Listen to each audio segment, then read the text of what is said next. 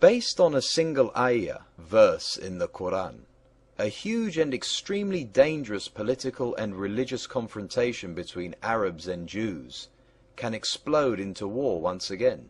Will you explain the background and ramifications of this very volatile issue? I always like to make our listeners aware of facts that are not common knowledge to most people, whether so-called believers or unbelievers. That there is no mention in the Quran of the Temple of Jerusalem nor of the name Jerusalem. That every single encounter by Muhammad with the angel Gabriel, who was allegedly revealing the Quran to him, was never witnessed by either his wives nor by any of his companions. All we have, and all they ever had, are Muhammad's unverified and unsubstantiated assertions that he did.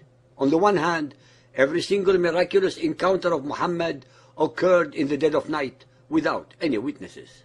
On the other hand, the miracles that Moses performed were witnessed by the whole of the Israelite and Egyptian peoples in broad daylight. I shall address this subject linguistically and historically.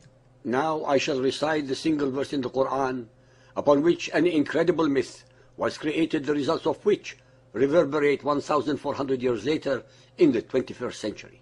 Surah Al-Isra 17.1.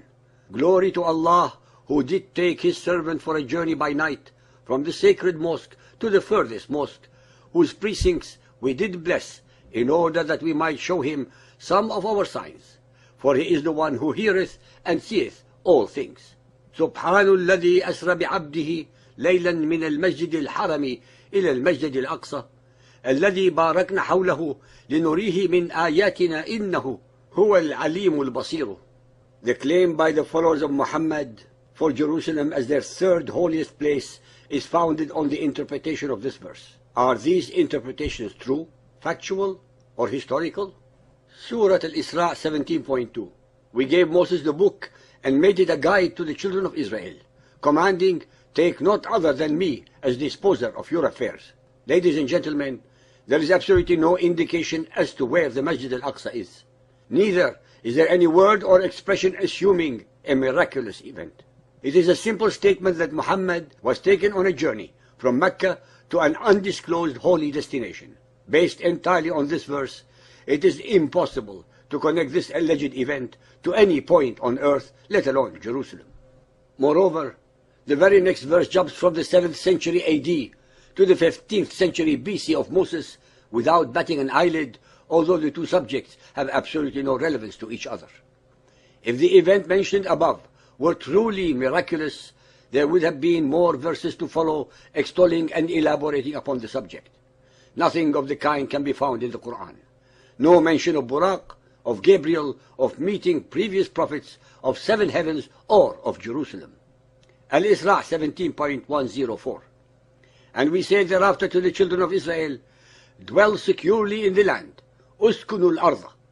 Al-A'raf 7.137.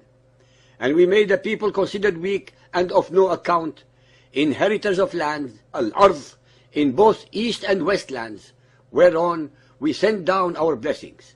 The fair promise of the Lord was fulfilled for the children of Israel because they had patience and constancy.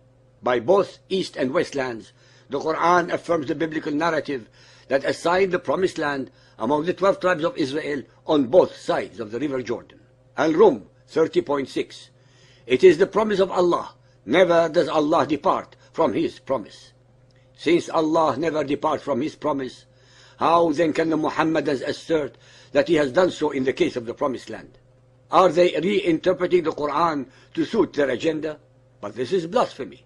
The next verse is of extreme importance, since it reveals the fallacy of the adjective furthest. Al-Rum 30.2. The Roman Empire has been defeated in a land close by.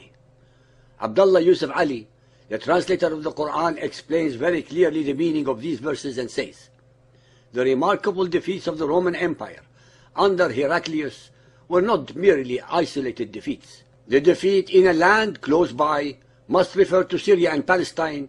Jerusalem was lost in 614-15 AD, shortly before the surah was revealed. If in a land close by is Palestine, Syria, how could the Temple of Solomon in Jerusalem be the furthest mosque? After all, Muhammad's mosque was in Medina, and no others are mentioned in the Quran. How can the same point on earth, Jerusalem, be both the furthest and near? This event presumably occurred just before Muhammad migrated to Medina in 622 AD.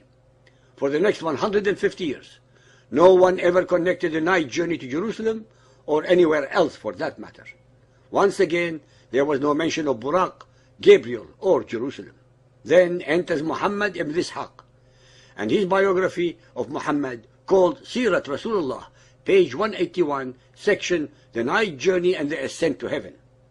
Ibn Ishaq admits that he patched together assorted stories regarding an alleged miraculous journey that Muhammad had on an animal called Buraq to Jerusalem, then the seven heavens, and back to Mecca in one single night. This became one source among others of the worst case of deceptions and contortions of facts, history and religion propagated by the hadiths that had ever been perpetrated upon the human consciousness since the beginnings of recorded history.